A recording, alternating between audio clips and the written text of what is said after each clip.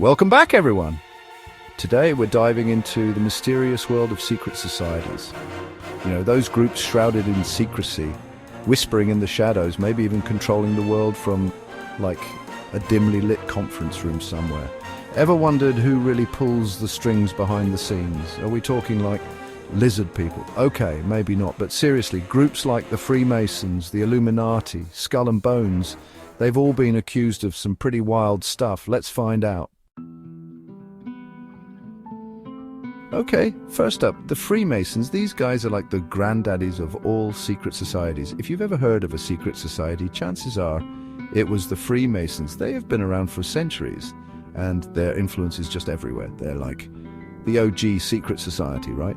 The ones who set the standard for all the mysterious groups that came after them. When you think of secret societies, you probably picture a bunch of guys in hooded robes, meeting in dark, candle-lit rooms. And guess what? That image is pretty much thanks to the Freemasons. Like when you picture a dude in a hooded robe, it's probably a Freemason.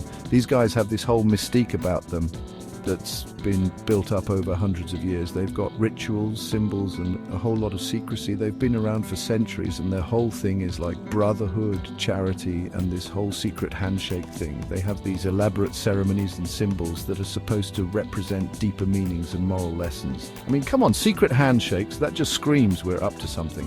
It's like they're saying, hey, we know something you don't. And that's part of the allure, right? The idea that they have access to some hidden knowledge or power. They say it's all about, like, moral uprightness and making the world a better place. They've got these lofty ideals about improving society and helping others. And to be fair, they do a lot of charity work.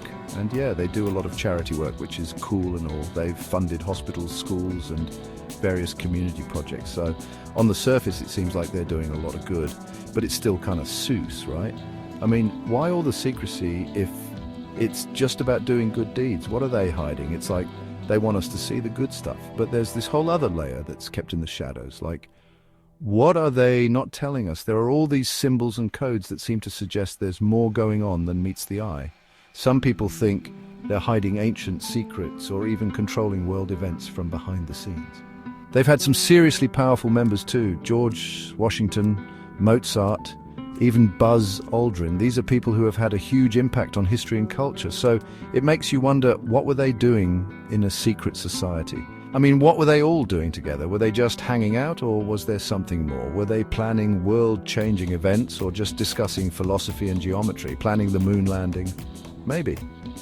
It sounds far-fetched, but when you start looking into the connections, it's easy to see why people might think that. The Freemasons have always been associated with big, ambitious projects, or maybe they were just like hanging out in their little aprons, talking about like geometry and stuff. They're really into that. The whole idea of building and creating, both literally and metaphorically. Some people think the Freemasons are behind like everything, the French Revolution, the American Revolution, even the design of the dollar bill. It's like they've got their fingerprints all over history. Okay, that last one might be true. The design of the dollar bill is full of Masonic symbols. It's almost like they're hiding in plain sight, daring us to notice. Have you ever seen the Eye of Providence on the back of a dollar? That's a Freemason symbol. It's like they're leaving little clues for us to find. Yeah, that's a Freemason symbol. Coincidence? I think not. It's like they're saying, we're here and we've always been here. But seriously, it's hard to separate fact from fiction with these guys. There's so much mystery and speculation that it's tough to know what's real and what's just a conspiracy theory.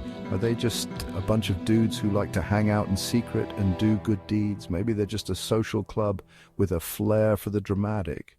Or are they like the puppet masters of society? I need answers. The truth is probably somewhere in between, but one thing's for sure. The Freemasons are fascinating, and their legacy is undeniable. Next up, the Illuminati. This secret society has been the subject of countless conspiracy theories and wild speculations. But what do we really know about them? Okay, this is where things get really juicy.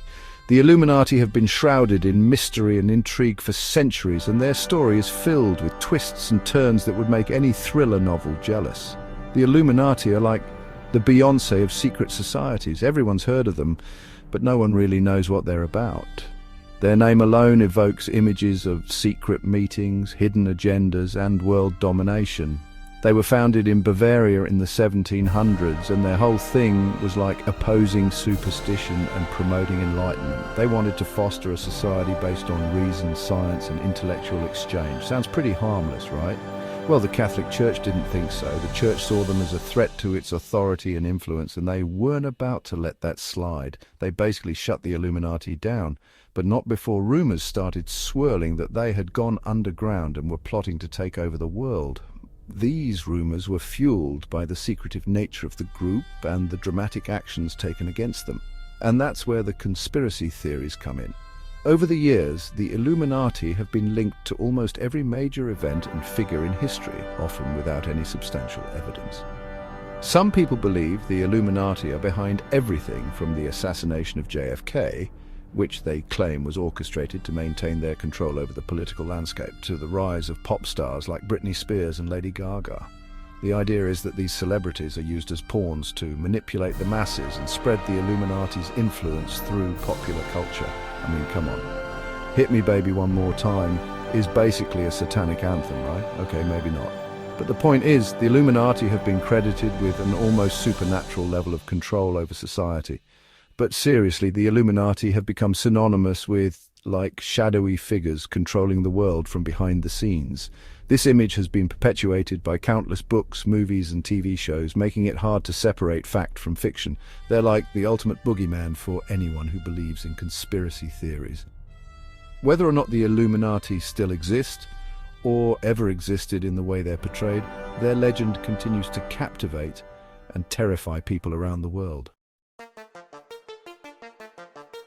Chapter 3. Skull and Bones. More than just a frat party. And finally, we come to Skull and Bones. This secret society is one of the most famous, or should I say infamous, in the world. Its reputation precedes it, shrouded in mystery and intrigue. This one's a little closer to home, guys. We're diving into the heart of Yale University, a place known for its academic excellence and its secretive societies. We're talking about a secret society at Yale University. Not just any secret society, but one that has been the subject of countless conspiracy theories and Hollywood movies.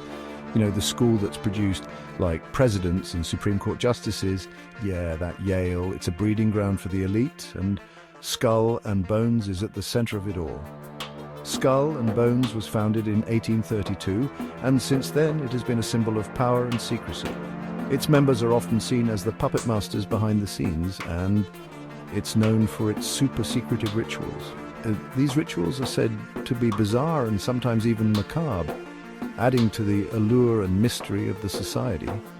And its roster of, like, crazy powerful members. We're talking about individuals who have shaped the course of history, wielding influence in politics, business, and beyond. We're talking like George H.W. Bush, George W. Bush, John Kerry.